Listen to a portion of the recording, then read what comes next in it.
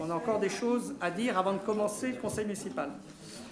Bien, Marie-Madeleine Hug. Présent. Christophe Rambaud est excusé, à donner pouvoir à Élodie Thorez, qui va arriver. Elle est sur la route. Francine Feuzor. Moussa Osturk. Anne Pasco. Jamel Malgui. Michel Brandon. Atif Khalid est excusé, à donner pouvoir à Fabienne Henry. Marie Razamoeli. Boubacarba est excusé. Daniel Barré est excusé, à donner pouvoir à Marie-Madeleine Hug. Asma Mana Yamadi. Fatima Tasso. Anifé Béram. Miné Caillou. Fabienne Henry. Abdullah Oren. Espérance Patureau. Jean-Claude Renouf. Mario Tavares est excusé. Élodie Thorez va arriver en retard. Bruno Toine est excusé, à donner pouvoir à Franck de Momont. Thierry Jolivet. Alexis Chrysodoulou est excusé, à donner pouvoir à Eulalie Lama. Eulalie Lama. Cyril Faure. Pardon? Oui. Michel Perrier est absente. Patrick Gage. Virginie Durand. Farah Loiseau. Cassib Balaban. Je vais être obligé de partir à 19h15. Ok. Et Claire Prieux est absente. Deux. Donc, Cassim Balaban, je vous ai appelé? Si? Bon, ben Cassim Balaban. Claire Prieux est absente. Et donc, Farah Loiseau a donné pouvoir à Anne Pasco lorsqu'elle quittera l'Assemblée. Je vous propose de désigner une secrétaire de séance, Miné Caillou. Il n'y a pas d'opposition, pas d'abstention.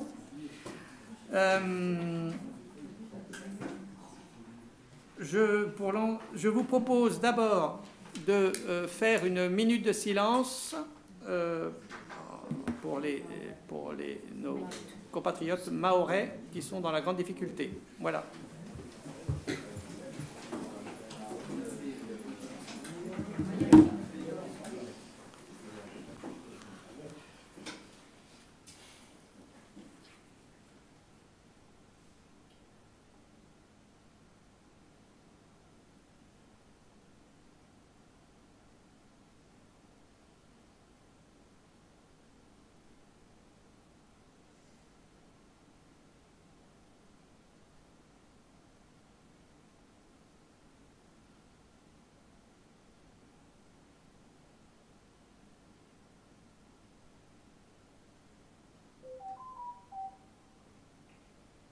Merci.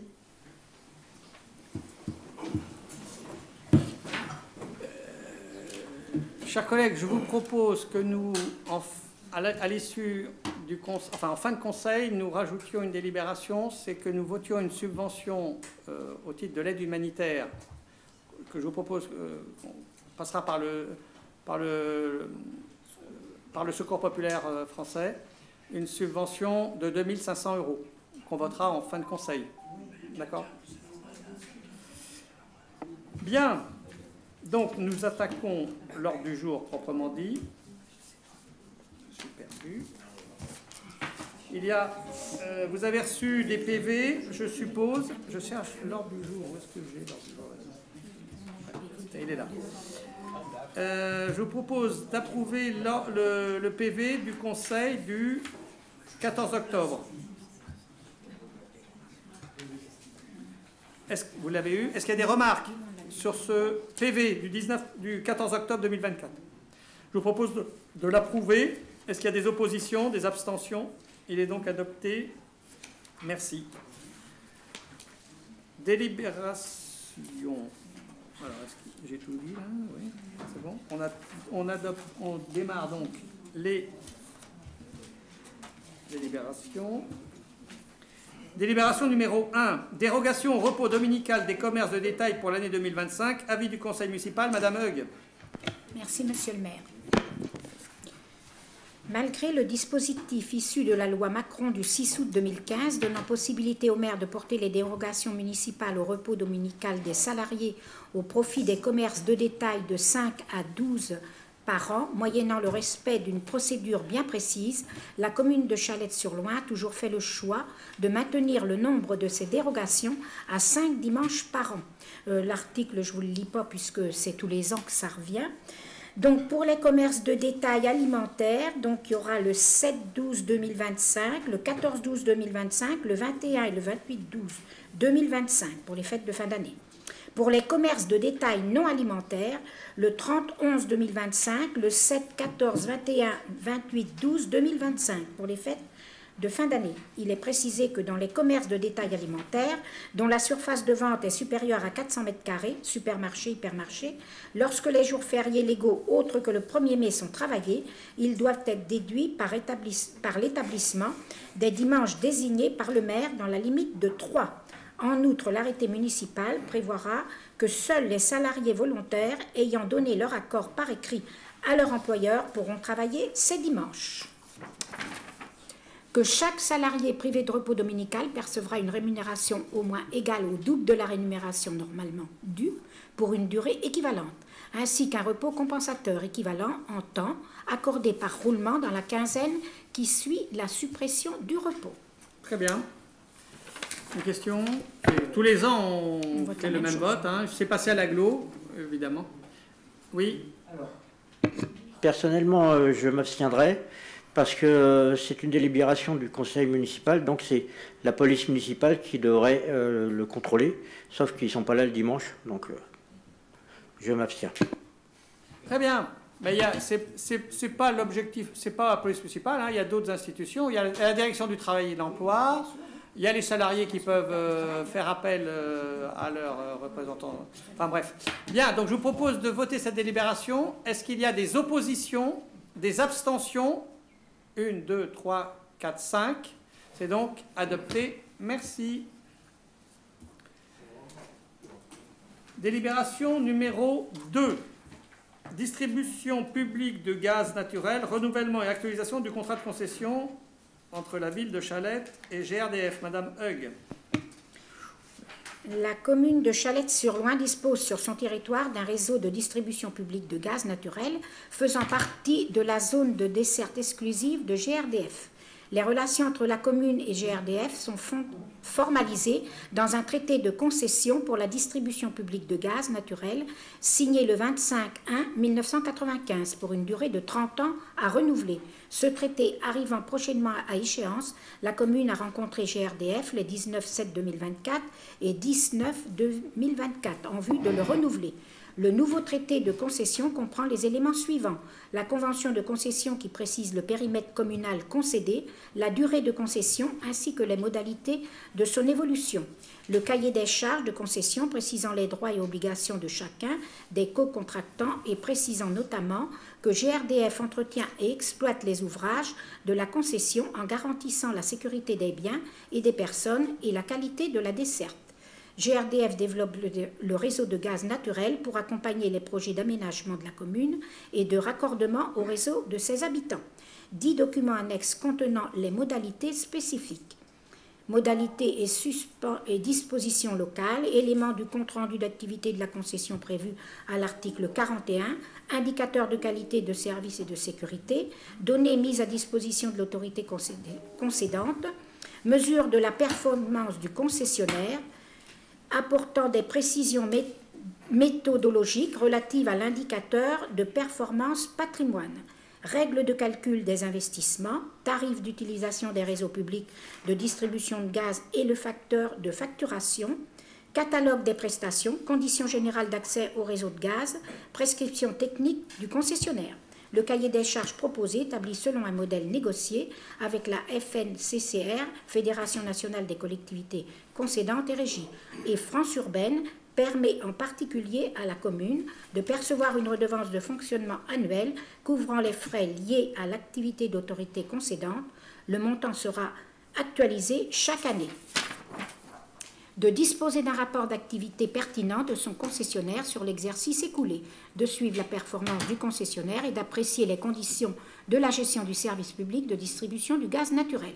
Il est proposé au conseil municipal d'autoriser monsieur le maire à signer pour une durée de 12 ans, à compter de la signature par les deux parties, ce nouveau traité de concession pour la distribution publique en gaz naturel sur la commune. Très bien. Des questions ? En commission, nous avions parlé de 10 ans et non de 30 ans. Et puis, il me semble qu'il n'y a pas de pénalité. Quand on voit la difficulté de ces DSP qui se mettent dans nos systèmes et qu'on n'a aucun recours contre elles, donc si c'est pour 30 ans, ça sera non. Sinon, on s'abstient. 12 ans. Il sera de 12 ans, pas de 30 ans.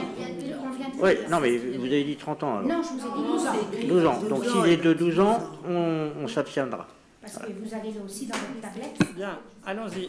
Oui, monsieur Gage. Oui, merci, monsieur le président. À nouveau, cette question des grands réseaux est à l'ordre du jour, des grands réseaux d'infrastructures. Je crois que dans certains cas, comme les réseaux d'eau, le concessionnaire de services publics n'a pas entretenu toujours le réseau comme il devait, certaines autoroutes aussi, et après il se retourne vers la puissance publique en disant bon, faut payer puisque ça n'a pas été entretenu, c'est trop cher pour nous. Donc je vois dans le petit résumé qui est fait là que GRDF s'est indiqué là entretient les ouvrages de la concession, etc. Ma question est la suivante, est-ce que la commune a les moyens de vérifier si ce prestataire entretient réellement les ouvrages? Et est-ce que, si elle a les moyens de le faire, est-ce que l'État ou une autre puissance publique peut le faire? Oui, non. Nous n'avons pas les moyens humains ni l'expertise pour contrôler. Voilà. La seule contrôle qu'on exerce, elle est d'ordre administratif et administrative. Voilà. Par contre, le cahier des charges et la mise en œuvre du service de distribution du gaz, c'est l'État qui contrôle, en fait. Puisque vous voyez bien qu'on est dans dérogation.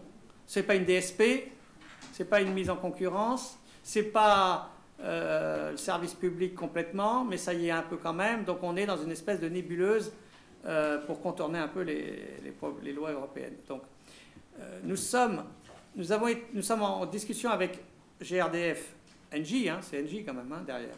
GRDF Engie, qui est une société privée, depuis de nombreux mois. Nous n'avons pas pu obtenir d'Engie et de GRDF la réalité des investissements qu'ils ont réalisés dernièrement et de leur amortissement. On a des chiffres assez globaux, mais surtout, c'est qu'on on n'a pas réussi à obtenir de GRDF un tableau exact des investissements qu'ils s'engagent à réaliser dans les années qui viennent. Alors, ils nous donnent des indications. Par exemple, il y a des conduites, paraît-il, que l'État les oblige à renouveler parce qu'ils sont dans des terrains, c'est national. Ils appliquent, c'est national, directive nationale, que les canalisations qui seraient dans des terrains argileux, etc., qui sont susceptibles de bouger, il faut qu'ils les remplacent, obligatoirement. Mais on ne sait pas lesquels, si Chalet était concerné, à quel degré. Donc nous n'avons pas réussi à obtenir des données précises pour l'avenir à l'échelle de la concession. Du coup, le cahier des charges, lui, n'est pas négociable. Il s'applique sur toutes les autorités, il s'applique à toutes les autorités concédantes en France, sauf quelques exceptions. Pour Bordeaux, qui a sa propre régie de gaz, il y a quelques territoires qui ont des régies de gaz, c'est l'histoire qui veut ça, et eux, ils échappent à ça. Mais pour tout le reste, c'est le cahier des charges national qui s'applique, et on ne peut pas en bouger une lettre, ni une virgule, puisqu'il a été négocié au niveau national avec la Fédération nationale des collectivités consentantes et régies, c'est la même chose pour EDF, hein, pour l'électricité, qui sont censés représenter les communes, entre autres. Mais bon.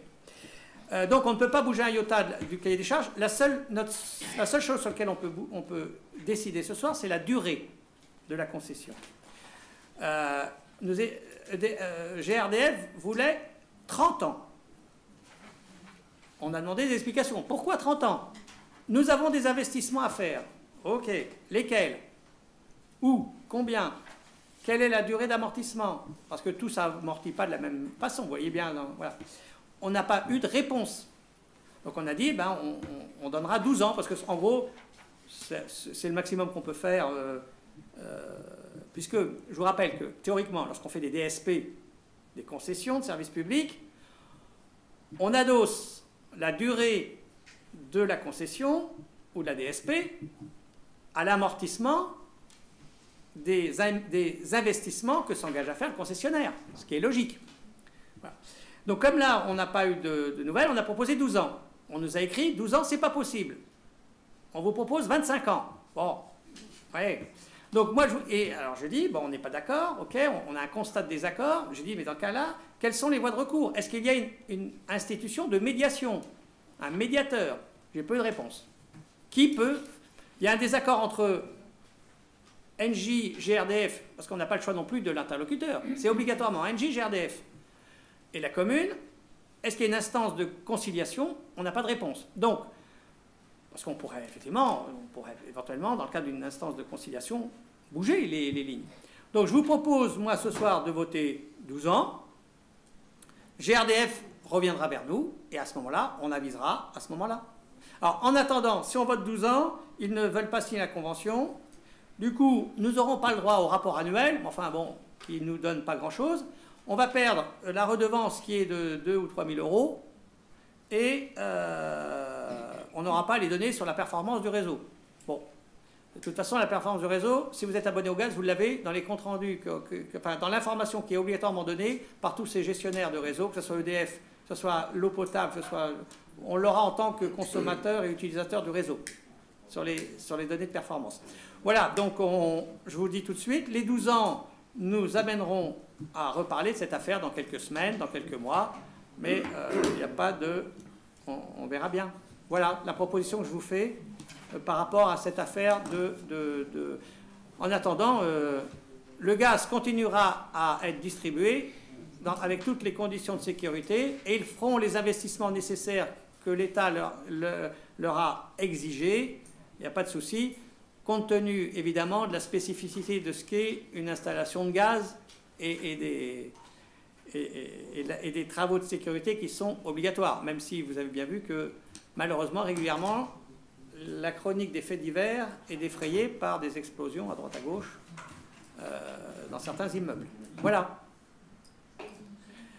Donc, je propose de passer au vote. La seule chose sur laquelle on peut donc voter, c'est la durée. On vous propose donc 12 ans. Est-ce qu'il y a des oppositions? Est-ce qu'il y a des abstentions? Donc, une abstention, c'est donc adopté. Merci. Délibération numéro 3. Adoption de la charte de bonne conduite sur les réseaux sociaux de la ville. Ah, c'est moi encore. Allons-y. On voit qu'on est un élu délégué aux réseaux sociaux. Vous avez eu la charte? Vous l'avez lue? Oui. Donc, je vous rappelle que, en considérant l'importante croissance des réseaux sociaux en tant qu'outil de communication et d'échange entre la municipalité et ses administrés, la volonté de garantir des échanges respectueux, constructifs, sécurisés, la nécessité d'établir des règles claires pour prévenir les abus et favoriser une communication inclusive et bienveillante, la nécessité de se conformer évidemment à la législation en vigueur en matière de respect des droits fondamentaux et de lutte contre les discriminations. On vous propose donc d'adopter cette charte qui est déclinée en quelques points. Bon, c'est une charte de bonne conduite, hein. Elle ne vaut que par le respect qu'elle inspire à chacun d'entre nous et aux habitants. Ok, allez-y. Madame, donc, pour ce point 3, j'ai des questions à vous poser, monsieur le maire. Alors, donc, peut-on avoir pour les groupes une page avec modérateur? Une page avec modérateur. Une page que vous gérez vous-même? Oui. D'accord. Ensuite... Je ne sais pas, je vais regarder ce que dit la loi. Oui. Donc, c'est noté, hein, je ne vous réponds pas aujourd'hui, hein, je vais noter. Comment seront formés les modérateurs au principe de la charte? Quel sera le processus de signalement des contenus inappropriés? 4. À quelle fréquence la charte sera-t-elle révisée pour assurer qu'elle reste pertinente? 5. Quels outils seront mis à disposition pour protéger les données personnelles des utilisateurs? 6. Comment garantir la transparence des actions de modération? 7. Je vois pas très bien là. Quelles mesures seront prises pour encourager la participation des utilisateurs de manière constructive? Bien. Bon, écoutez, aujourd'hui, ce sont les services municipaux qui utilisent un certain nombre d'outils. Facebook, je sais pas quoi, Instagram. Oui, mais justement. Il y a le Facebook. Il y a le Facebook de la ville officiel, mais il y a plein de Facebook dans les services. Donc cette charte, elle était là surtout pour essayer d'encadrer un peu ça, de ce qui se fait à l'initiative des services dans leur communication du quotidien. Voilà. Dedans, il y a beaucoup. C'est pas de la. C'est du factuel. Hein. Pour l'essentiel, c'est du factuel. Même pour tout, c'est du factuel. Le service organise telle chose, tel jour, à telle heure. On l'annonce, on en rend compte avec des photos ou pas, des machins. Bon, voilà. Il n'y a pas forcément, c'est pas, voilà. Donc ça, c'est le fonctionnement de la plupart de la réalité. Le problème derrière, c'est que face à cette information qui est distribuée aux citoyens, il y a des discussions qui s'engagent. Donc il faut bien qu'il y ait des modérateurs obligatoirement. Voilà. Donc le modérateur, pour ce qui est de la communication municipale, ça sera quelqu'un des services. Le modérateur, ça sera un agent des services, un agent municipal qui doit être modérateur des propos. Voilà. Et des élus aussi, qui doivent être formés, au moins un élu aussi. Mais c'est pas en dehors, il n'y a pas de. C'est pas. Il y a la partie politique à l'intérieur. C'est des outils. Oui, mais pour l'essentiel. Dans les services, c'est des outils d'information purement factuelle dans les services. La médiathèque, quand elle dit, c'est le Facebook officiel où le modérateur, c'est le webmaster pour le compte de la commune. Le maire, moi, j'interviens pas. Vous voyez ce que je veux dire? Mais on fera. Alors, écoutez, on lance la charte. On verra. Dans un an, j'en sais rien, moi, si c'est un délai pertinent, dans un an, on fera un bilan. Et puis, si elle paraît pas adaptée ou insuffisante, ou si on est passé à côté d'un certain nombre d'enjeux qu'on n'a pas suffisamment vus, on la complétera. Hein? Oui, monsieur Balaban. Merci, monsieur le maire. Moi, je me pose une question du droit. C'est que lorsque dans les réseaux sociaux, lorsqu'on fait une information, c'est qui l'information? Et lorsqu'il y a des questions qui sont posées, qui répond à ces questions-là? Étant donné que la ville est représentée par un conseil municipal et que logiquement c'est au conseil municipal de répondre à ces questions, ou par le biais effectivement d'un agent, mais comment cet agent est choisi? Effectivement, lorsqu'il s'agit des réseaux sociaux spécifiques à des services, c'est simple, c'est l'agent du service. Mais lorsqu'il s'agit des questions générales, qui pose la question? Par exemple, aujourd'hui, nous avons le conseil municipal, on diffuse le conseil municipal dans les réseaux sociaux. Une personne dit, ah bah tiens, il y a des absents, le Parti Socialiste n'est pas beaucoup représenté aujourd'hui, par exemple. Il dit ça, et tout de suite, il peut y avoir une réponse de je ne sais qui dit, effectivement, l'opposition est absente à moitié. Voilà, alors quand on voit une réponse comme celle-ci, on se pose la question, qui répond? Et quel est le droit de cette réponse de cette personne-là? Voilà. Parce que, effectivement, lorsqu'on a le chef de place commune, vous êtes éditorialiste, donc vous êtes le chef, entre guillemets, de cette place commune. Et là, je trouve qu'il faudrait aussi avoir un peu le même système que, effectivement, étant donné que vous êtes le maire, que ce soit votre réponse à vous qui soit précisée, en règle générale, et à moins, et puis également, pourquoi pas donner une délégation à un agent, certes. Attendez. Moi, vous avez bien vu que moi, je n'ai pas de Facebook.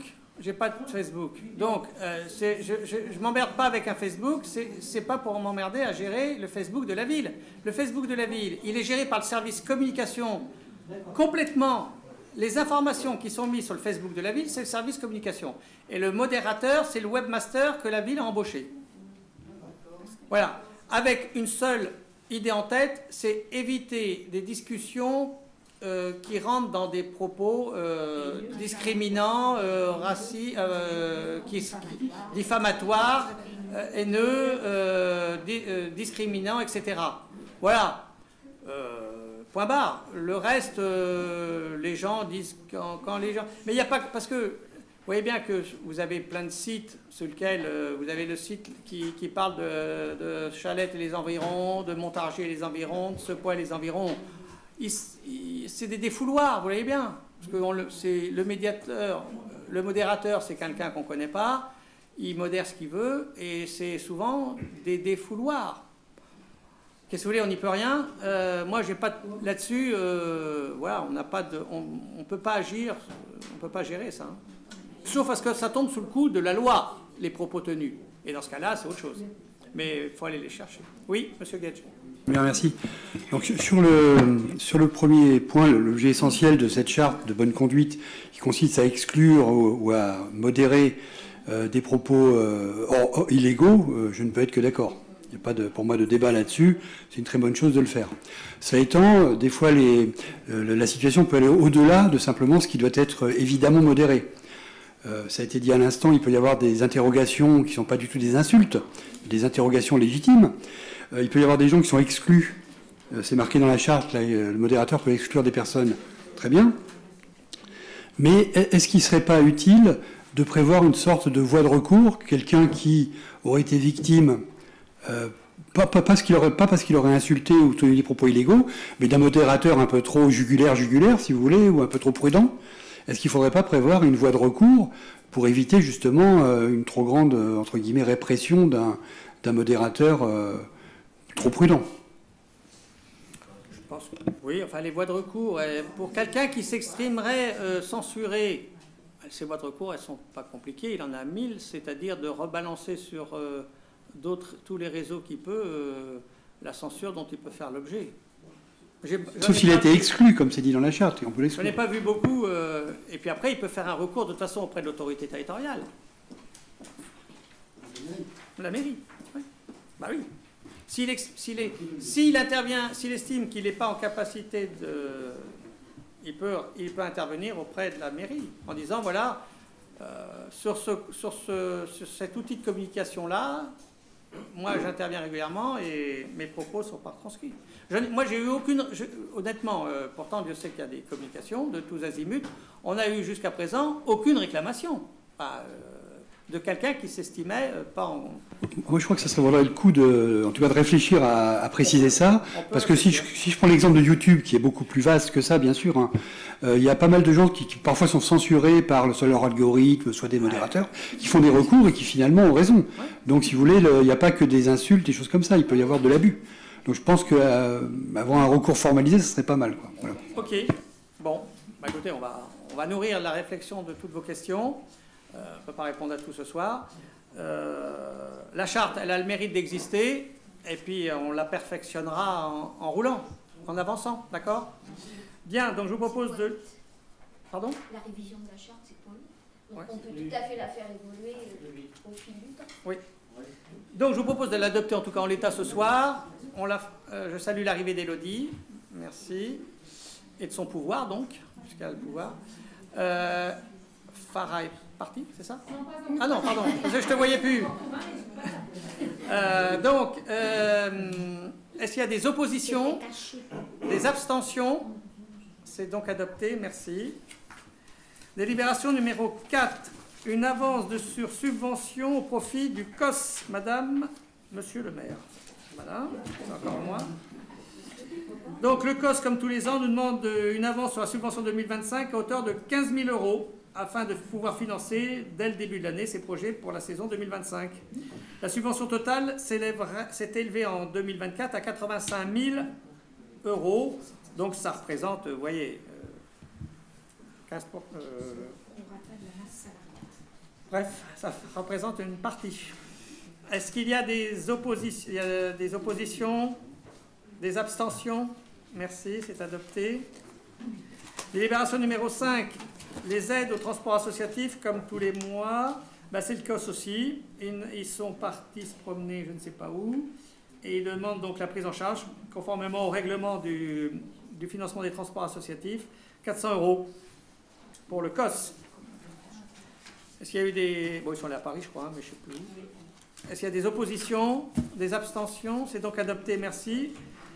Délibération numéro 6. Acquisition d'un terrain propriété de Valoir Habitat, rue Barbus, monsieur Osturk.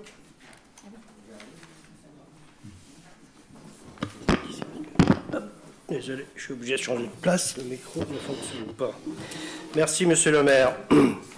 Valoir Habitat, propriétaire de la parcelle cadastrée AM 418, où est implantée la salle Barbus, a pour des raisons de mise en sécurité de l'équipement décidé de procéder à sa démolition.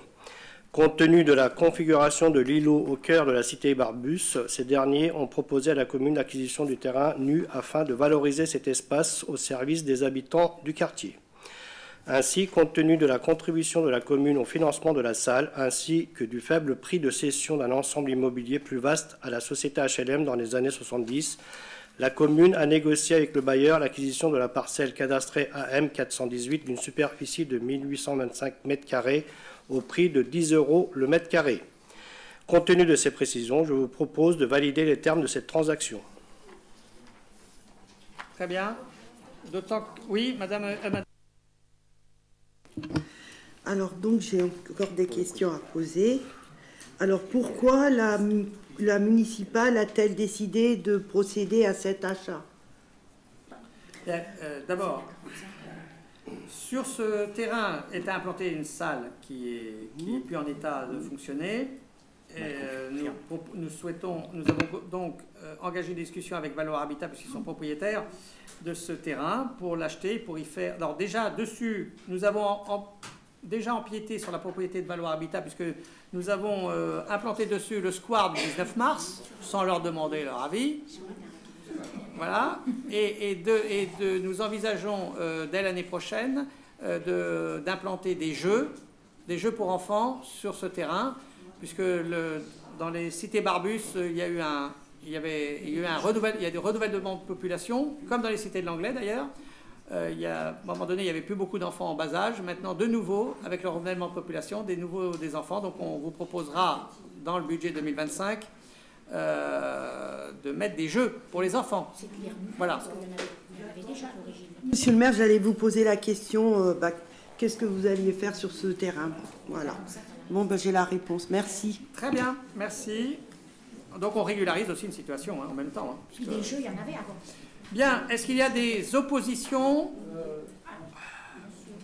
Monsieur Jolivet. Est-ce qu'il y a eu une concertation, ou est-ce qu'il y aura des concertations sur les choix des jeux ou de l'utilisation de... Il n'y a eu aucune concertation, mais ça pourrait se faire. C'est une proposition, on la fera, oui, bien sûr. Ça pourrait se faire. Voilà. Oui. Comme dans les cités de l'Anglais. Bien, est-ce qu'il y a des oppositions, des abstentions? C'est donc adopté, merci. Délibération numéro 7, désaffectation et déclassement d'un parvis. Allez, Louise Michel, monsieur Osturk.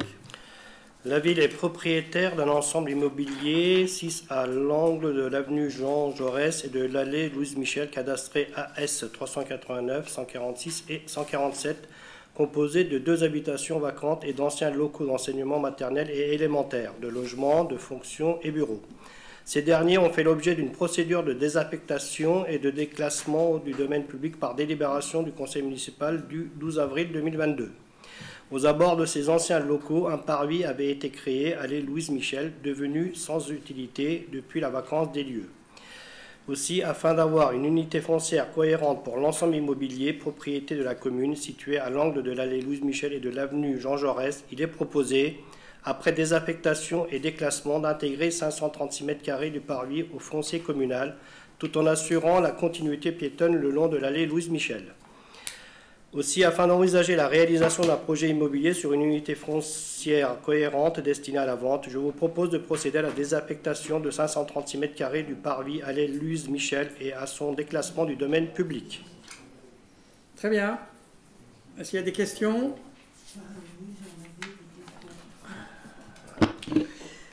Donc, la question à laquelle je voulais vous poser... Alors, quelle est la superficie totale du terrain après l'intégration de la partie déclassée? Quelles seront les constructions choisies par ce terrain? Mais ce qui se passe, c'est que ce point, il va avec un autre point. Oui, c'est la délibération numéro 9. Voilà, donc on y répondra dans la question numéro 9, si vous voulez bien. Oui. Bien sûr, cet espace qui est dans le domaine public, il vise à être déclassé et remis dans le domaine privé pour agrandir l'unité foncière destinée à une opération immobilière plus tard. Voilà. Donc, on répondra à votre question lors de la délibération numéro 9, si vous voulez bien. Donc, délibération numéro 7, est-ce qu'il y a des oppositions, des abstentions? C'est donc adopté, merci. Délibération numéro 8, acquisition de l'emprise foncière de la voie de desserte de Carrefour Market, propriété de l'ASCPI Épargne Foncière, monsieur Osturk. En 2010, l'agglomération montargoise a élaboré un projet d'ouverture de la voie de liaison entre la rue Kléber et l'avenue du Général Leclerc, permettant de faciliter l'accès au magasin Carrefour Market, sous réserve que ces derniers cèdent le foncier nécessaire à la commune. Les aménagements ont été réalisés sans qu'il n'y ait pu avoir d'accord avec les propriétaires du foncier. Aussi, compte tenu de l'usage exclusif de cet espace aux usagers du domaine public, la commune a obtenu un accord avec la SCPI Épargne Foncière pour opérer le transfert de la voie de liaison entre la rue Kléber et l'avenue du Général Leclerc, cadastrée AT 33 petit p, 34 petit p, 35 petit p, 47 petit p, pour environ 1000 m². Il faudra préciser le mètre carré après le relevé géomètre, moyennant l'euro symbolique. Aussi, compte tenu de ces précisions, je vous propose de valider les termes de cette transaction. Bon, c'est une régularisation, hein, vous voyez bien, parce que c'est du domaine public de fait, puisqu'elle est accessible sans aucune limitation à toutes les circulations automobiles, piétonnes et autres. Donc c'est... voilà. C'est une régularisation. Vous avez bien compris. Est-ce qu'il y a des oppositions, des abstentions? C'est donc adopté, merci. Du coup, délibération numéro 9, on vous propose une cession au groupe Édouard Denis du terrain à l'angle de la rue Jean Jaurès et Louise Michel. Donc, la commune est propriétaire d'un ensemble immobilier intégrant l'espace des anciens établissements scolaires et leurs annexes, désaffectés et déclassés, ainsi que 2 anciennes maisons vacantes, 6, 1 à 7 avenue Jean Jaurès. Dès le début de l'année 2025, la commune a engagé pour le début de l'année 2025, pour des raisons de sécurité, les travaux de démolition de l'ensemble des bâtiments désaffectés afin de proposer le terrain à la vente.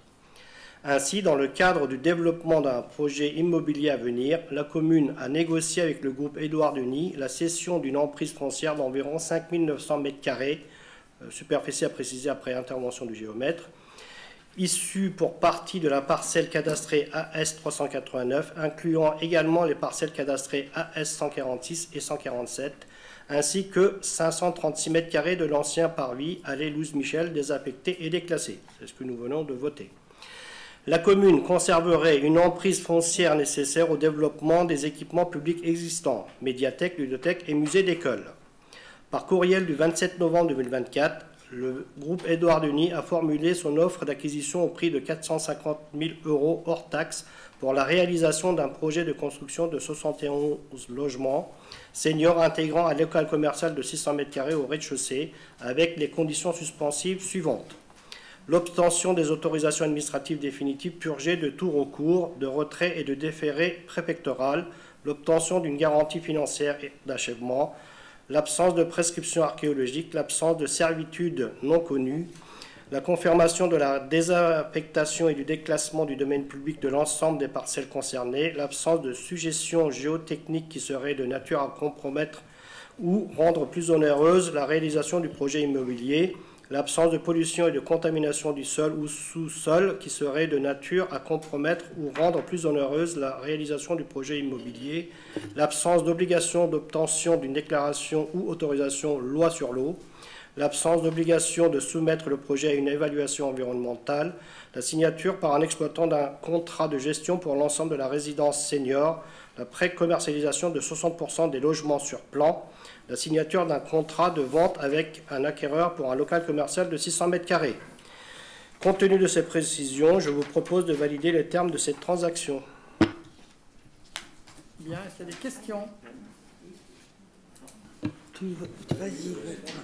Alors, Madame Lama, Monsieur Balaban et Monsieur Faure. Alors, donc pour cette session de logement pour seniors, nous souhaitons exprimer notre désapprobation Concernant la cession de logements pour seniors au secteur privé, nous pensons qu'il serait préférable que la commune choisisse un bailleur social pour la construction de logements sociaux.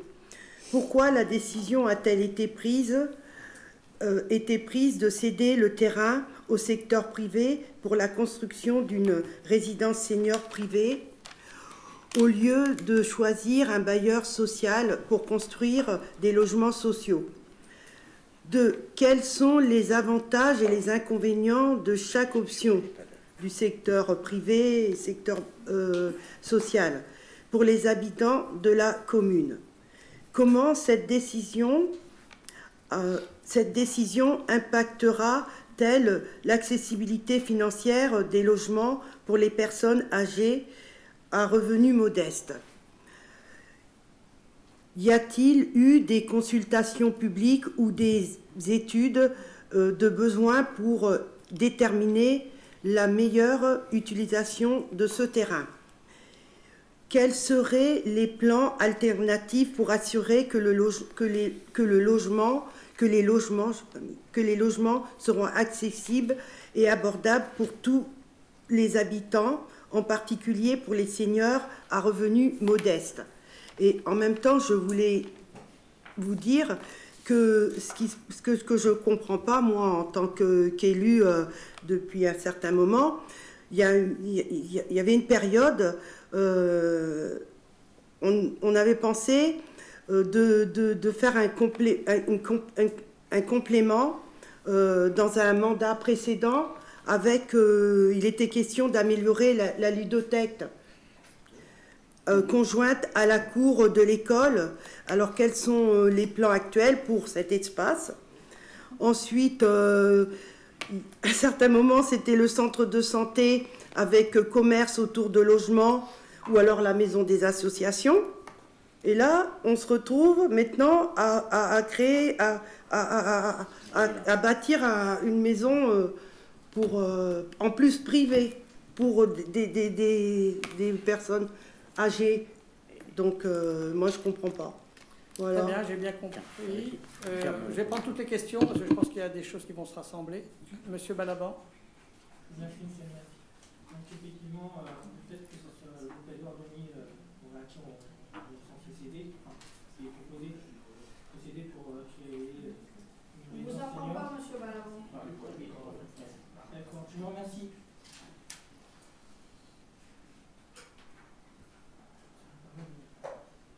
Oui, comme je disais, en fait, le fait qu'on veuille céder cette partie-là, alors effectivement, le fait la proposition de 450 000 € la proposition de 450 000 € est intéressante, mais le projet me semble moins intéressant.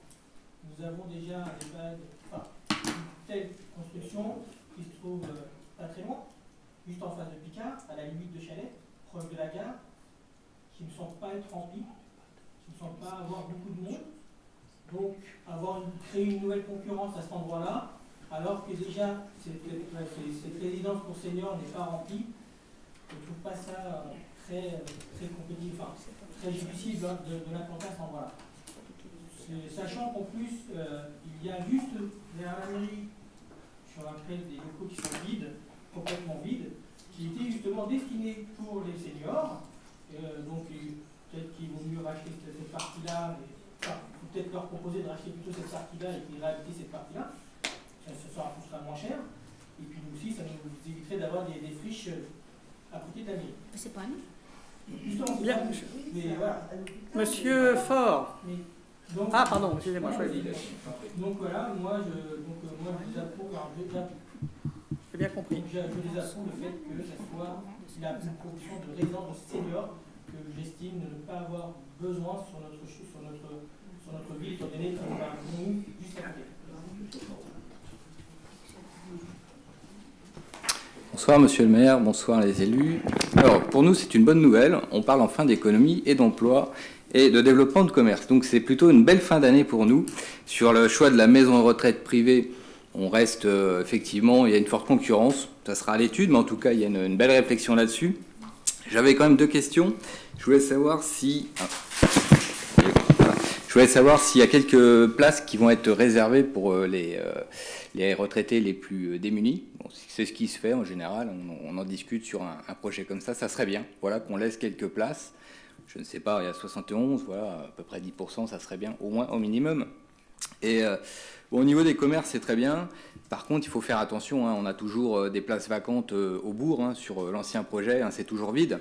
Donc oui, bien sûr, commerce, emploi de ce qu'on appelle les emplois de pied d'immeuble, hein, c'est-à-dire sans mobilité, c'est très très bien, c'est une très bonne chose.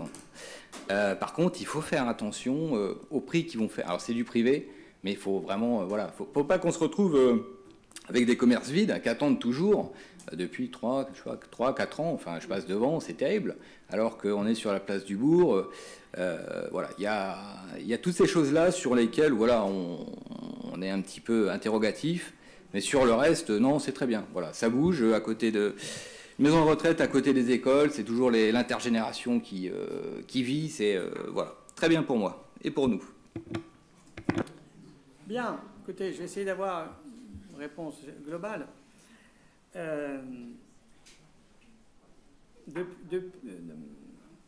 Nous avons mené une étude d'urbanisme sur le bourg il y a 5-6 ans maintenant, parce que le temps passe vite, voire 7 ans, avec la volonté de créer de la centralité dans le bourg de Chalette, le long de l'avenue Jean Jaurès et de la plage Jean Jaurès. Donc, voilà, l'objectif, avec une possibilité de densification de l'habitat. C'est comme pour la raison pour laquelle, il y a plus de 30 ans, le PLU avait été modifié dans ce sens-là, de permettre la densification de l'habitat, avec la volonté de créer, parce qu'il n'y en a jamais eu, une véritable centralité, avenue Jean Jaurès, plage Jean Jaurès. Voilà. Ça, c'est l'objectif global de l'étude d'urbanisme que nous avons menée il y a une demi-douzaine d'années. La volonté, deuxièmement, c'est de diversifier l'habitat sur Chalette. Chalette, il y a 40% de logements sociaux. Sur la première partie de l'école, nous avons réalisé 70 logements sociaux avec Logem Loiret. C'est une belle opération avec des commerces. Ça se passe bien. Je pense qu'on a donc là la possibilité de diversifier l'offre d'habitat sur la commune sans problème, avec des publics qui viendront sans doute pas que de Chalette, mais on est à côté de la gare, on n'est pas loin de la banlieue, de la région parisienne. Pour ceux qui voudraient investir là et venir visiter leurs parents, le week-end, c'est pas très loin de Paris, ou du sud de Paris. Donc voilà, sur le logement social, je viens d'y répondre. Sur les projets d'extension autour de la médiathèque, nous gardons en réserve foncière les terrains suffisants pour mener à bien les projets d'extension de la médiathèque, notamment pour y implanter une autre ludothèque, etc. Sur les maisons de retraite, le CHAM travaille avec un monteur d'affaires sur le devenir de leur terrain. Donc, avec l'idée de garder l'école d'infirmière, les locaux de l'école d'infirmière et de les réaffecter sur des activités, et puis de proposer la friche, il y a 3 hectares derrière, au bord du Loing, donc des très beaux terrains aussi, bien situés, les uns comme les autres, desservis à proximité de commerce, desservis par 2 lignes de bus, etc. Donc je pense qu'avec le CHAM, nous allons avancer sur le devenir de ces terrains. Sur la reconstruction de la maison de retraite, il ne vous a pas échappé, en lisant la presse, qu'ils vont fermer une maison de retraite publique à Dordives. Hein, et l'État a déjà... Enfin, j'ai lu que le département ou l'État a dit que sur l'est du département, il n'y a pas besoin de maison de retraite publique. En tout cas, dans le schéma départemental, non mais eux ils se disent, oui non mais attendez, eux ils disent, il n'y a pas besoin de maison de retraite publique sur l'est du département, il y a tout ce qu'il faut. Voilà, c'est pas dit comme ça. Voilà, donc voilà. Ensuite, pour ce qui est des occupants à venir, on peut effectivement avoir une partie des logements qui sont en conventionnement avec l'APA, via l'APA, via le département. C'est possible, comme dans les maisons de retraite privées. Mais il faut un conventionnement avec l'État et le département, pourquoi pas. Et puis après, le reste, les locataires, ils sont solvabilisés par les allocations, les APL. L'ensemble des résidences, des logements aujourd'hui privés qui coûtent très cher à la location, on a solvabilisé les locataires en faisant exploser les budgets de l'APL, nationalement. C'est l'APL qui paye les loyers, pour une grande, pas pour tout le monde, mais pour une partie importante des locations. Voilà ce que je peux dire. Aujourd'hui, c'est une délibération de principe et de départ. Je pense qu'on en reparlera parce que vous avez vu toutes les conditions suspensives. Je peux vous dire qu'avant qu'elles soient toutes remplies, je ne suis pas sûr qu'on voit le premier coup de pelle. Alors si, vous allez voir début janvier, un premier coup de pelle, c'est pour tout raser, démolir et s'assurer que le terrain il est conforme à sa destination. Après, le premier coup de pelle de la reconstruction, vous voyez bien, il y avait à la radio ce matin, il disait que nous n'avons jamais construit aussi peu de logements depuis 50 ans, moins de 250 000 logements dans toute la France. En année bonne, on en construisait 500 000. Et on n'a jamais construit aussi peu de voitures en France, neuves. 1 million. Ouais. Donc, non, mais ce que je veux dire, vous voyez bien la situation économique, c'est qu'il n'y a jamais eu aussi peu d'investissement dans la construction immobilière qu'aujourd'hui. Alors, si ça reste comme ça, on n'est pas prêt de voir sortir l'opération, ça c'est sûr. Et puis s'il y a un redémarrage, alors c'est vrai que beaucoup d'investisseurs, institutionnels, mais aussi beaucoup de particuliers qui veulent investir, attendaient les décisions des lois de finances. Bon, peut-être pas près de l'avoir. Donc, tout ça pour dire que s'il y a une opportunité qui se présente dans l'année 2025 autour de la promotion immobilière, ça nous permettra de la saisir. S'il n'y a pas d'opportunité, dans 6 mois, on nous dira, monsieur le maire, je viendrai vous dire, ils sont venus me voir en me disant que l'opération ne peut pas sortir parce que le contexte économique ne le permet pas. Voilà ce qu'on peut dire. Je pense qu'après, pour construire du logement social sur la commune, on va continuer, mais on a de nombreuses... Je pense qu'il ne vous a pas échappé que la ville a constitué de nombreuses réserves foncières et qu'on a de nombreuses réserves foncières pour construire du logement social, pavillonnaire en particulier. On en reparlera. Il y a des terrains qui sont parfaitement identifiés au niveau du PLU pour construire des pavillons locatifs, sociaux, sans aucun problème. Mais il nous faut aussi de l'accession à la propriété sociale, il nous faut de l'accession à la propriété sociale, il nous faut de l'accession à la propriété tout court, il nous faut du logement social locatif individuel. On va mettre en location bientôt les logements sociaux de la rue de la Lisique. Il y en a plus, je ne sais pas combien il y en a, j'ai encore oublié. 16. Voilà, c'est des pavillons, c'est une belle réalisation. Je pense qu'on va continuer dans ce sens-là. À l'échelle de la commune, on ne manque pas de terrain. Voilà. Maintenant, c'est plutôt les bailleurs sociaux ceux qui sont un peu tirés l'oreille aujourd'hui pour sortir des projets. Les bailleurs sociaux, ils réfléchissent comme le privé. Ils veulent construire des logements sociaux qu'à Tours et Orléans, dans les métropoles. Voilà, où il y a beaucoup de monde, il y a de l'emploi et il y a des activités. Pour faire venir des bailleurs sociaux en dehors de l'OGM dans des territoires comme les nôtres, ça va être de plus en plus compliqué. Donc ça aussi, il faut en avoir conscience. C'est tout ce que je peux dire. Voilà, donc cette affaire, je peux vous dire que voilà, s'il y a un redémarrage de l'activité économique dans le secteur de l'immobilier en 2025 ou en 2026, on va peut-être pouvoir la saisir, ce n'est pas une garantie. Voilà, donc essayons de jouer cette carte, et puis on verra bien où ça nous mènera. Voilà. Avec 40% de logements sociaux, je le rappelle, sur la commune déjà. Il faut de la mixité. C'est la mixité sociale, il en faut, sur tous les secteurs. Bien.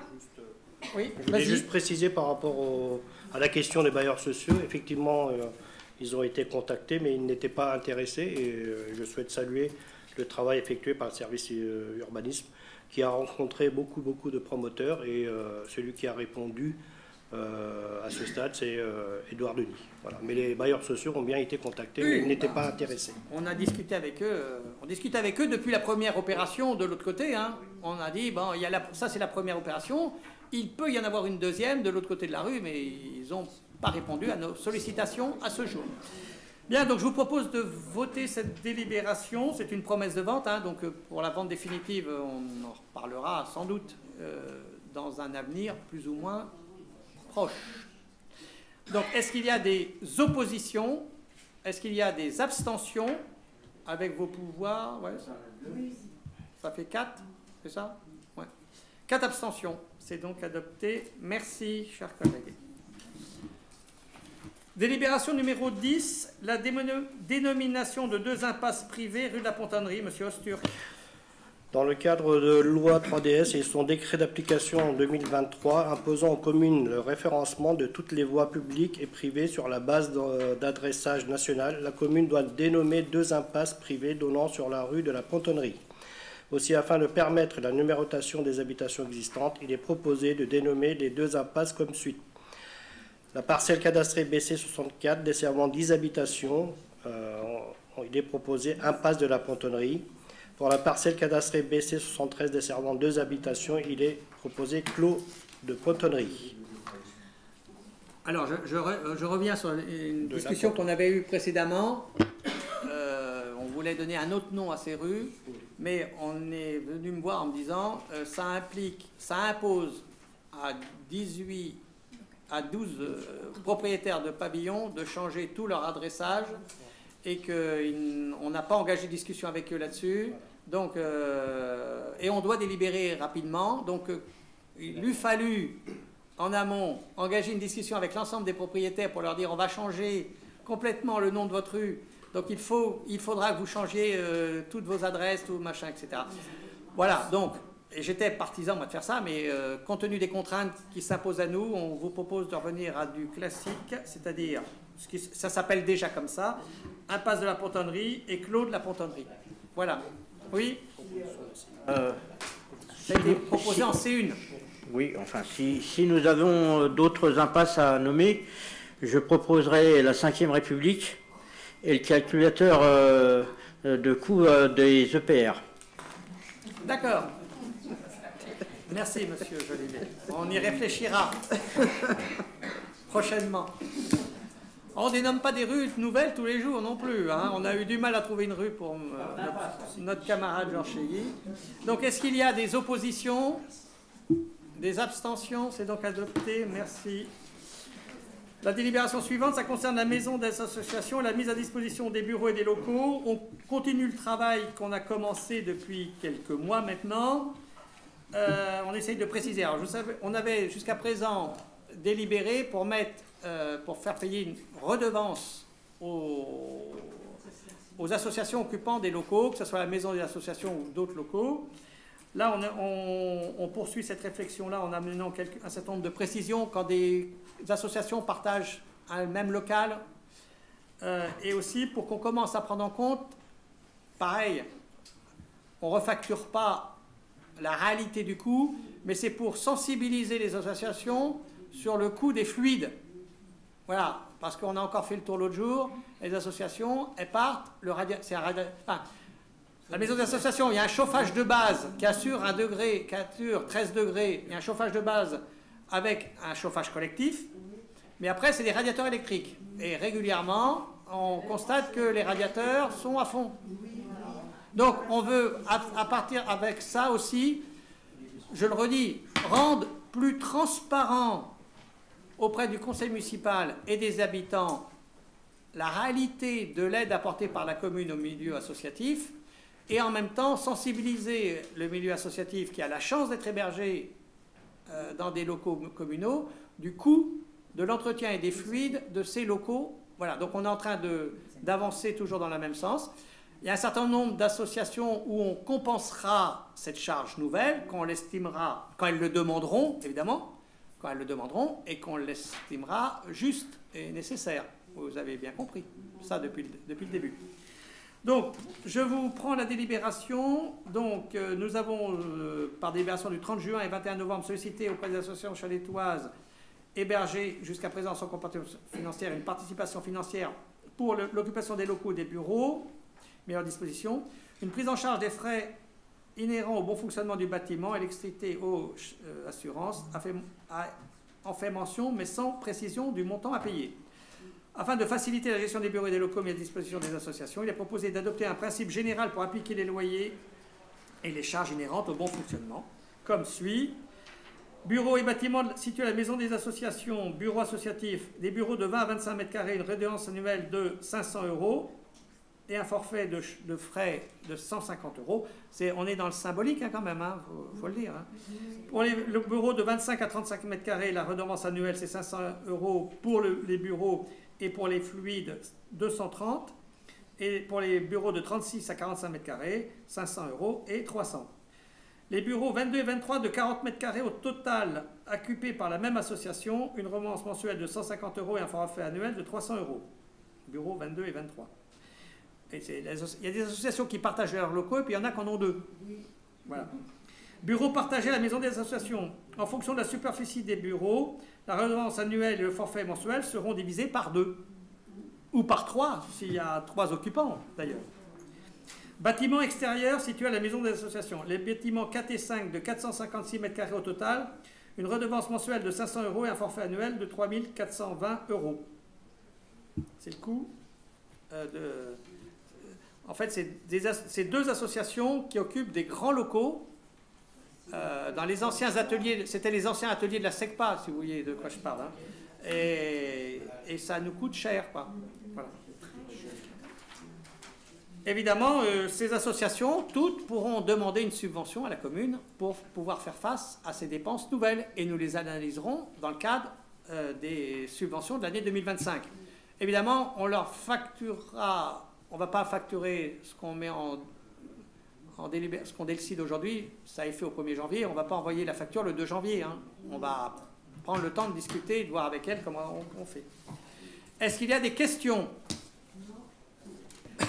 Il n'y a pas de questions, mais moi je peux vous dire que les associations, elles sont très contentes du processus. De payer d'abord. Non, mais ils comprennent les enjeux. Ils comprennent les enjeux. Ils savent très bien que dans d'autres, comme par exemple à Montargis, les syndicats payent. Ils payent, voilà. Donc ils comprennent vraiment. Et puis la visibilité qu'on donne aux chalétois. Voilà. Oui, sans compter que la maison d'association, il y a des services qui les accueillent, qui sont présents, etc., toute l'année. Bien, est-ce qu'il... Ah, pardon, attendez, monsieur Jolivet. Oui, c'est pour dire que la précarité énergétique de la maison des associations demande quand même de sérieuses réflexions pour savoir où et comment on va pouvoir gérer le transfert un jour dans des locaux qui soient énergétiquement compatibles avec notre réalité. Moins 80 000 € de fluide. On est bien d'accord. Mais quand la maison d'association, on l'a ouverte il y a, vous verrez dans le bilan, mandat, il y a 20 ans, plus de 20 ans, on n'était pas on n'était pas pris à la gorge, enfin voilà, on n'était pas dans la situation aujourd'hui. Est-ce qu'il n'aurait pas fallu le faire? Je ne crois pas. C'est pour ça qu'on a fait l'enveloppe. Vous avez vu l'enveloppe en tôle. Elle a été faite pour avoir une isolation, déjà pour avoir une étanchéité à l'eau, mais aussi on a fait une petite isolation, mais qui est évidemment pas à la hauteur, puisqu'on n'a pas changé les fenêtres ni rien. Bon. La maison d'association, c'est l'ancien collège Paul-Éluard. Elle a 60 ans. Elle a 50 ans. Il est bien évident qu'à terme, il faudra se poser la question du devenir de ces locaux qui vont... On ne va pas investir dans ces locaux, vous comprenez bien. Tant qu'ils peuvent fonctionner, ils fonctionneront, mais on n'investira pas dans des locaux de cette nature. C'est un paille rond en même temps. Pour ça que les 2 étages les 2 autres niveaux ont été condamnés, rendus inaccessibles à la demande des pompiers. D'ailleurs, à l'époque, on a instruit le permis pour aménager la maison des associations. Bon, on a pu loger plus la salle polyvalente. À l'époque, notre salle polyvalente, c'était la salle Anne-Franck qui fait 180 mètres carrés. Donc on a pu aménager là une salle polyvalente de 500 mètres carrés, tout ça pour à l'époque 800 000 €. Donc c'était pour les associations et pour la vie des associations, on a fait quelque chose d'intéressant, je pense. Voilà. Maintenant, il faudra évidemment trouver une issue de sortie un jour. Mais bon, chaque jour suffit sa peine. En ce moment, ça va être compliqué. Est-ce qu'il y a d'autres questions? Bon, je vous propose donc de voter. Est-ce qu'il y a des oppositions? Est-ce qu'il y a des abstentions? Donc 3. C'est donc adopté. Merci. Délibération numéro 12. Mise en œuvre du nouveau régime indemnitaire des agents de la filière de la police municipale. Oui, il faut délibérer puisqu'il faut qu'on délibère avant le 31 décembre. Pour une mise en œuvre au 1er janvier. À ce jour, le régime indemnitaire des agents municipaux relevant de la filière de la police municipale... Je lis pas tout. Ben non. Ben non, mais je ne vais pas tout lire. Ben, je vais lire la première page. Parce qu'il y en a 3 pages, hein, oui. Donc je m'inquiétais pour vous, pas pour moi. Vous l'avez déjà lu, je suppose. Vous l'avez lu, on va aller à l'essentiel. Oui. Hein. On n'a pas tout. Hein. La délib. Oui, il n'y a pas tout. Il y a pas tout. On a tout lu, hein, mais on verra. Oui, bien sûr. Non, mais je dis pas, c'est pas parce qu'on ne lit pas toute la délib.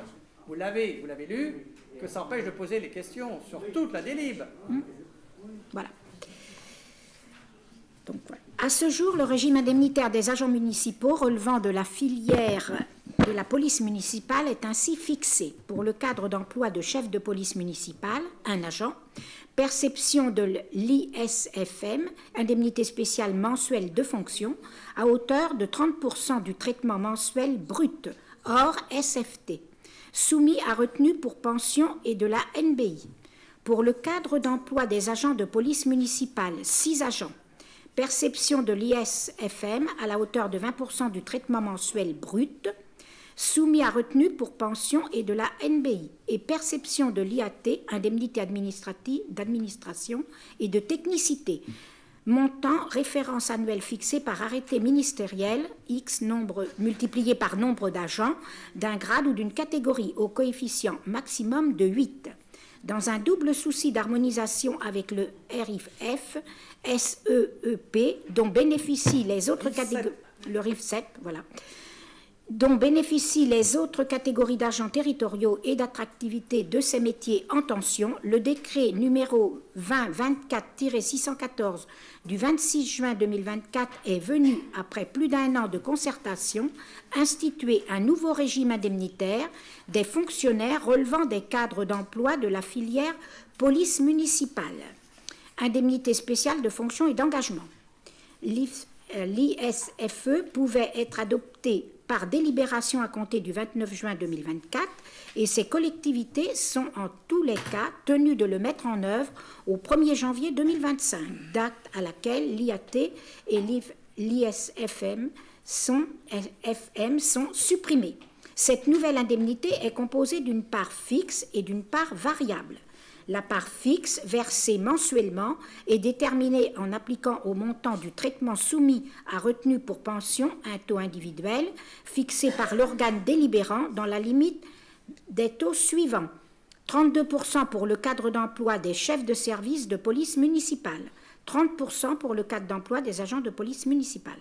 La part variable tient compte de l'engagement et de la manière de servir appréciée selon des critères définis par l'organe délibérant qui détermine également les montants plafonds de la part variable dans la limite des montants annuels suivants.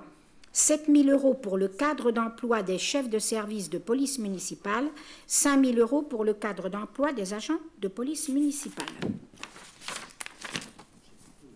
La part variable peut être versée mensuellement dans la limite de 50% du plafond défini par l'organe délibérant et peut être complétée d'un versement annuel sans que la somme des versements dépasse ce même plafond. À noter qu'un dispositif de sauvegarde a été prévu afin de garantir le maintien du montant indemnitaire mensuel perçu dans le cadre du régime indemnitaire antérieur. Aussi, l'ISFE est exclusive de toute autre prime et indemnité liée aux fonctions à la manière de servir, à l'exception des indemnités horaires pour travaux supplémentaires, des primes et indemnités compensant le travail de nuit, le dimanche ou les jours fériés, ainsi que les astreintes et le dépassement régulier du cycle de travail. Voilà. Bon. Donc, sur ces bases, il convient de déterminer les modalités. Voilà. Donc, vous avez les tableaux. Vous avez les tableaux, je pense que vous les avez tous. Non. Ah, vous les avez. D'accord. Bon. Alors, sur ces bases, il convient de déterminer. Pourquoi ils n'ont pas toute la délibération? la RH nous a donné une note de synthèse où il n'y avait pas les tableaux. Après, Oui, mais on envoie la note de synthèse, mais après on envoie les délibres. Vous nourriez l'opposition. Non? Bon, bah, je l'ai lu. Bah, il faut faire surtout sur des trucs comme ça. Bon, bah, je vais les lire. La Tant note de pis. synthèse, elle n'est pas suffisante. Vous avez compris? Non, mais on va lire quand même. Tu fais une photocopie et puis on va la distribuer. On va vous le distribuer. Donc allez-y, posez des questions le temps qu'on aille faire des photocopies. Non, mais... Donc, alors moi, si j'ai bien compris, la part fixe versée est déterminée en appliquant au montant du traitement soumis à retenue pour pension un taux individuel fixé par l'organe délibérant. Donc vous, monsieur le maire, nous, voilà, nous, voilà, nous, dans la limite des taux suivants. Donc 32% pour les cadres emploi des chefs de service de police municipale et 30%, voilà.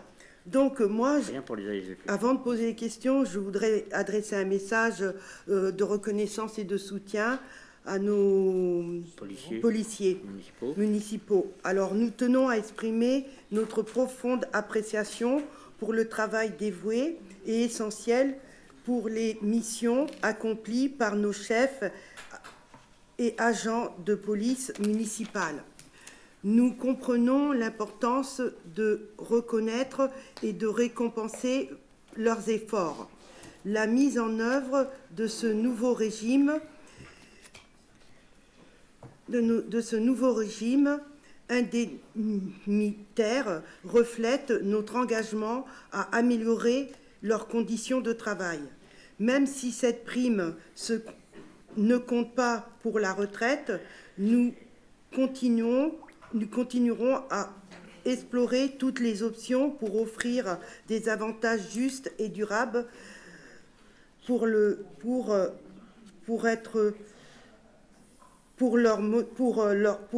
motivation et aussi et nous restons à l'écoute de leurs besoins. Donc maintenant, je vais poser les questions. Donc, monsieur le maire, alors vous souhaitez appliquer le taux maximal pour ces indemnités, ce qui entraîne une dépense supplémentaire à la ville. Donc, j'ai calculé à peu près 25 000 €. C'est ça. Voilà, je suis contente. Par an en plus. Par an. Alors, comment cette décision est-elle justifiée et quelles seront les répercussions budgétaires pour la commune? Étant donné que cette prime ne compte pas pour la retraite, quelles autres mesures sont prévues pour assurer le bien-être et la motivation des agents de police municipale? Comment l'organe délibérant compte-t-il communiquer cette décision et ses impacts aux agents concernés? Voilà. Je prends toutes les questions ensemble. D'accord, merci monsieur le maire. Alors moi, je suis content de cette augmentation. Oui, et je trouve que les 25 000 €, effectivement, on a discuté lors de la commission, elle est négligeable par rapport à la dépense totale que nous avons au niveau des salaires de tous nos agents. Donc moi, je serais totalement favorable sur cette délibération et je soutiens cette délibération et je vous soutiens, monsieur le maire, sur ce sujet.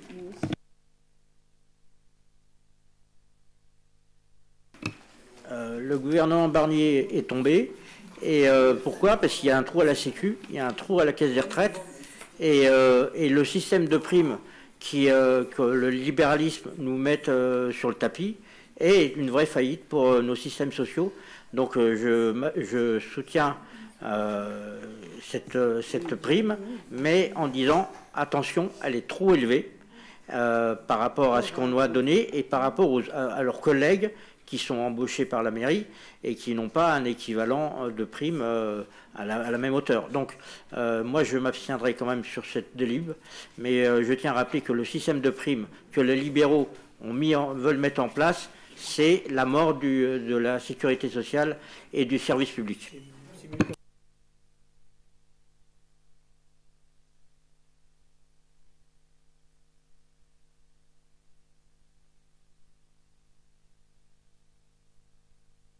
Le fruit d'une discussion nationale entre l'État, les parlements et les représentants des policiers municipaux. Évidemment, c'est la reconnaissance de la nation sur leur travail de policiers municipaux. Je pense que les policiers nationaux ont dû connaître aussi des revalorisations identiques dans leur régime indemnitaire. En tout cas, voilà. Donc c'est la reconnaissance du rôle de la police municipale. Et je pense qu'il est important de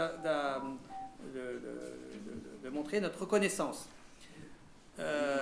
Sachant que deux choses. Un, je reste, moi, dans toutes les discussions que j'ai avec l'État, je rappelle que nous souhaitons la mise en place d'une police nationale de proximité. Après, on verra ce qu'on fait des polices municipales, mais pour l'instant, on est demandeurs d'une police nationale de proximité, parce que ce sont des missions et des métiers différents entre la police de proximité, la police de recherche et d'investigation, le maintien de l'ordre, la lutte contre des trafics spécifiques, notamment la lutte contre les trafics de stupéfiants. Ce sont ça fait appel à des compétences et à des dispositifs réglementaires, je pense, tout à fait différents. En tout cas, pour ce qui est de la police municipale, je pense qu'on peut se satisfaire du fonctionnement de notre police municipale, qui est une police de proximité, même si ça a évolué dans les dernières années, évidemment, mais sur la contrainte des événements, notamment pour assurer leur protection individuelle. Nous avons une obligation de les équiper avec des équipements spécifiques, parce que c'est lié aux contraintes de leur métier, au risque de ce métier. Deuxièmement, dans le choix qu'on a fait sur le taux, il faut tenir compte de la concurrence. Nos amis de l'agglomération, de Montargis, d'Amillon fait la même chose. Donc c'est compliqué de donner moins que ce font nos copains d'à côté. Et voilà. Et ensuite, j'avais oublié, j'avais autre chose à dire, je ne sais plus. Sur le régime indemnitaire, voilà, donc on reconnaît, c'est la reconnaissance. Pour compléter, nous avons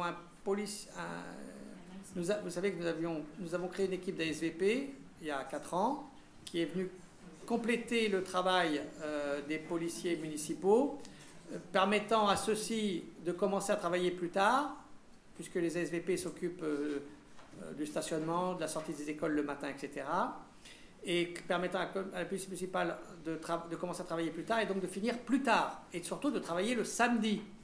Donc la police municipale travaille 6 jours sur 7. C'est compliqué de les faire travailler 7 jours sur 7, ou alors il faut doubler les effectifs.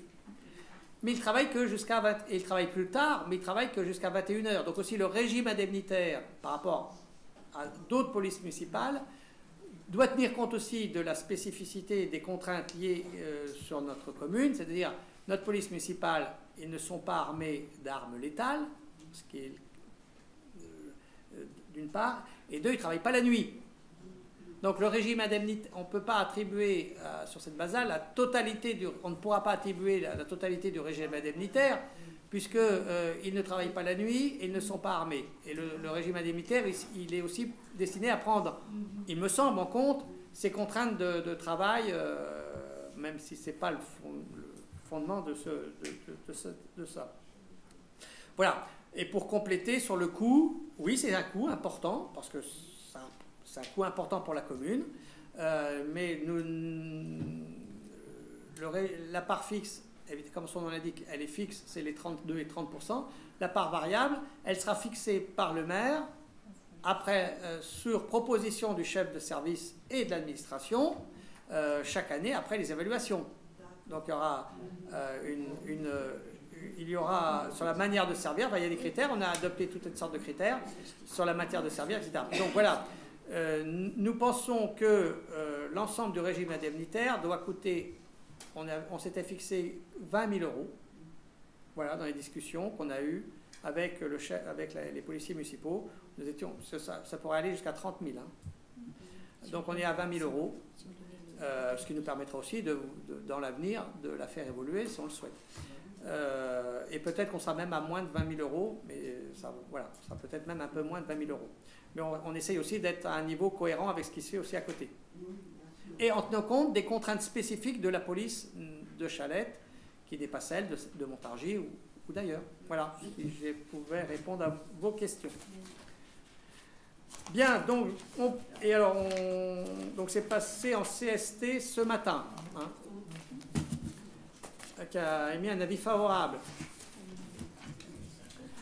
Est-ce qu'il y a des oppositions? Est-ce qu'il y a des abstentions? Une abstention, c'est donc adopté. Merci. Délibération numéro 13. Création d'un emploi permanent d'adjoint administratif territorial et autorisation de recrutement contractuel. Madame Hug. Au terme de l'article L. 313-1 du Code général de la fonction publique, les emplois de chaque collectivité ou établissement sont créés par l'organe délibérant de la collectivité ou de l'établissement. Ainsi, il appartient à l'Assemblée délibérante de déterminer l'effectif des emplois à temps complet et temps non complet nécessaires au fonctionnement des services. Compte tenu de la technicité et des connaissances requises pour assurer les missions des gestionnaires en ressources humaines, la ville de Chalette-sur-Loing souhaite créer à compter du 1er janvier 2025 un emploi permanent d'adjoint administratif territorial à temps complet pour exercer les fonctions de gestionnaire des ressources humaines. Cet emploi pourrait être pourvu par un fonctionnaire de catégorie C de la filière administrative du cadre d'emploi des adjoints administratifs au grade d'adjoint administratif territorial. Si le recrutement d'un fonctionnaire s'avère infructueux, l'emploi pourrait être occupé par un agent contractuel relevant de la catégorie C de la filière administrative conformément à l'article L. 332-8 du Code général de la fonction publique. L'agent contractuel sera alors recruté par voie de contrat à durée déterminée pour une durée maximale de 3 ans. Je lis le premier, mais il y en a 3, alors j'en lis qu'un. Oui, j'en lirai qu'un. C'est toujours la même chose.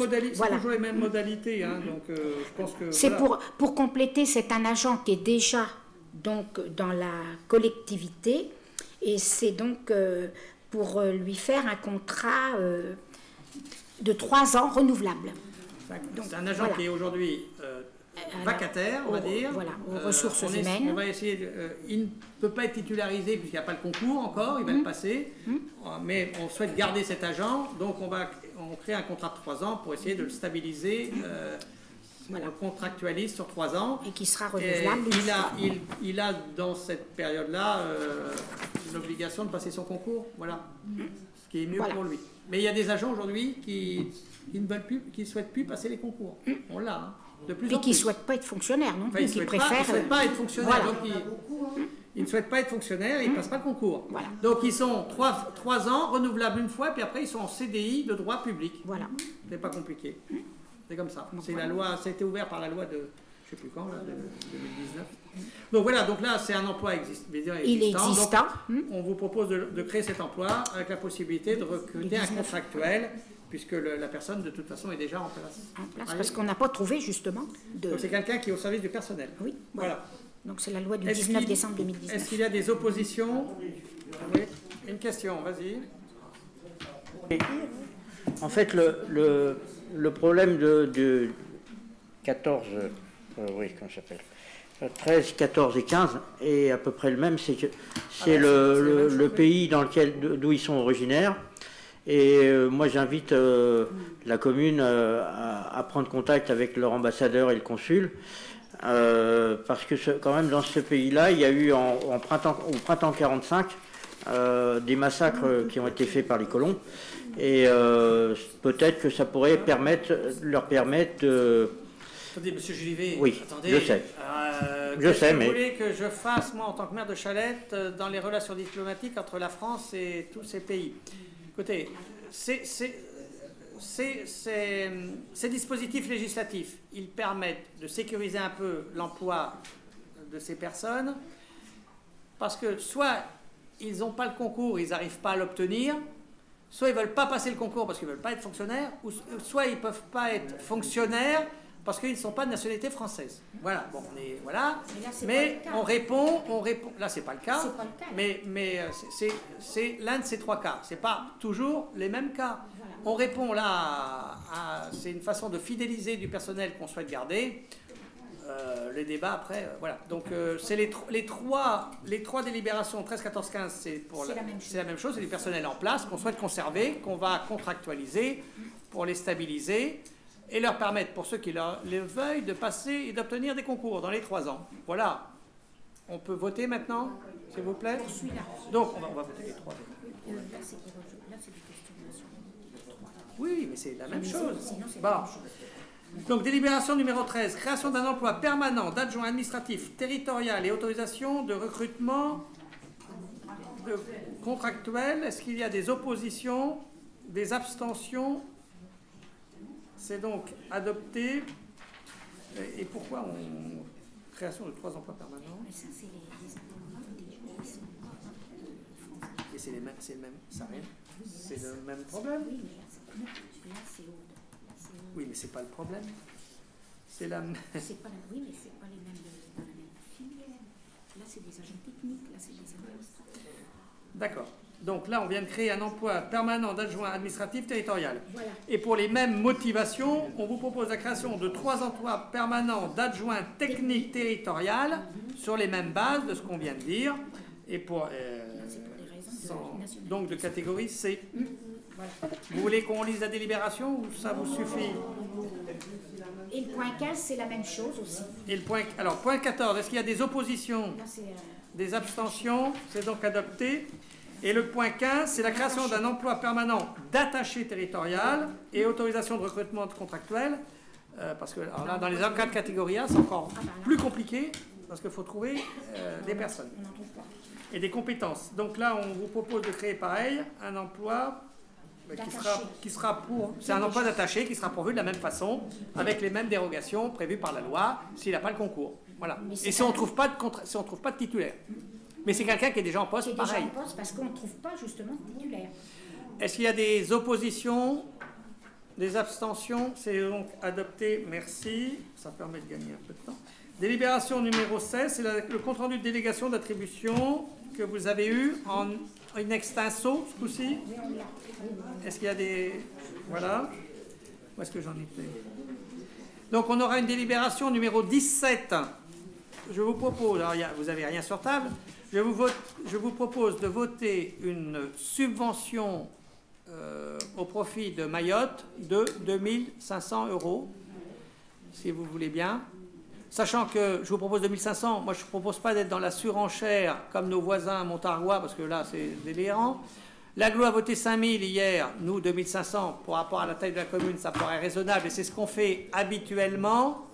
Sachant que c'est un département français, là on ne parle pas d'Haïti, de je ne sais pas quelle contrée à l'autre bout du monde, où la solidarité nationale, le président est sur place, va jouer à fond pour soutenir des Français habitant dans un département français. Voilà, hein, et puis peut-être que c'est au département de France de faire des efforts aussi s'ils veulent. Voilà, bon. Donc je vous propose 2500 €, c'est ce qu'on fait, c'est raisonnable. Et puis je ne doute pas que d'autres solidarités se mettront en place à travers la France. Voilà. Donc est-ce que vous êtes d'accord pour verser une subvention de 2500 € au Secours populaire français qui va ouvrir forcément une ligne à cet effet-là? Ils ont l'habitude aussi sur ce genre de... Voilà. Est-ce qu'il y a des interventions, vous souhaitez des interventions à ce sujet? Oui, Monsieur Faure.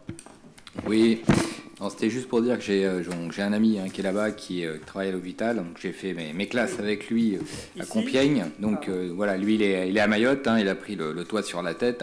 Donc il souhaitait ce soir par ce message remercier. Donc j'ai fait l'aglo, j'ai fait la mairie de Montargis. Et donc il remercie aussi Chalette. Donc ils ont vraiment besoin. Mine de rien, tout est rasé. Non, voilà. Bien sûr. Non, mais il va falloir... Merci. Là-bas, par le coup, on va voir des camps s'installer provisoirement en attendant d'avoir du définitif. Mais ça va être sans doute. Oui, d'ailleurs, donc, vous savez que nous avons un DGS très impliqué dans la solidarité internationale, puisqu'il collabore depuis de nombreuses années avec Médecins du Monde, en tant que psychologue, plutôt, psychosociologue, voilà. Et donc Sébastien repart dimanche à Mayotte. Sur ses vacances. Sur ses vacances. Sur ses vacances. Voilà. Il était en Palestine il n'y a pas longtemps. Il y a un mois. À Gaza. Voilà. Avec Médecins du Monde. Voilà. Donc on le félicite. On le remercie d'ailleurs parce que c'est des engagements Médecins du Monde, c'est pas toujours facile. Donc la séance se termine, on a voté la délibération. On l'a voté ou pas? Je crois qu'on l'a pas voté. Hein. Donc on va la voter à main levée puisque c'est une délibération importante. Je vous propose de la voter à main levée. Pour. Allez, pour, pardon. Merci, pour. S'il y en a qui sont contre, qui s'abstiennent, c'est donc adopté à l'unanimité. Merci. Cette séance du conseil municipal est donc terminée. C'est parce que nous sommes à la veille de la trêve de fin d'année. Merci à toutes et à tous pour votre participation à ces conseils municipaux et aux commissions et à l'ensemble des réunions auxquelles vous êtes conviés tout au long de cette année 2024, qui n'a pas été encore une année très facile. Je dirais que malheureusement, 2025 ne se présente pas sur les meilleurs auspices. Bon, bref, on verra bien. Ce que je veux dire, moi, c'est le message que je souhaite véhiculer, qu'on va essayer de travailler tout au long de l'année, et vous le verrez sur l'hôtel de ville bientôt, c'est le message de la paix. Je crois que c'est le seul combat qui vaille aujourd'hui, tellement en France, la culture de la paix, elle n'est pas vraiment autour du vivre ensemble, du faire ensemble, n'est pas vraiment partagée par tout le monde dans leur quotidien. Donc il faut qu'on ait ce discours de paix en France, entre nous, pour vivre ensemble. Et puis dans le monde, je ne vous en parle pas, avec tous les conflits qu'il y a partout, sans compter là, en plus les événements climatiques ou de toute nature. Un coup, c'est des typhons, un autre coup, c'est de la sécheresse, bref. Voilà, donc faire vivre la solidarité en France, ici, et puis appeler à la paix. Je crois qu'avec nos enfants, il faut qu'on travaille la notion de culture de paix. Je crois que c'est un combat qui vaut d'être mené. Voilà. Bonne année à tous. Bonne fête de fin d'année à tous. Et le prochain conseil municipal sera le 28 janvier pour le DOB.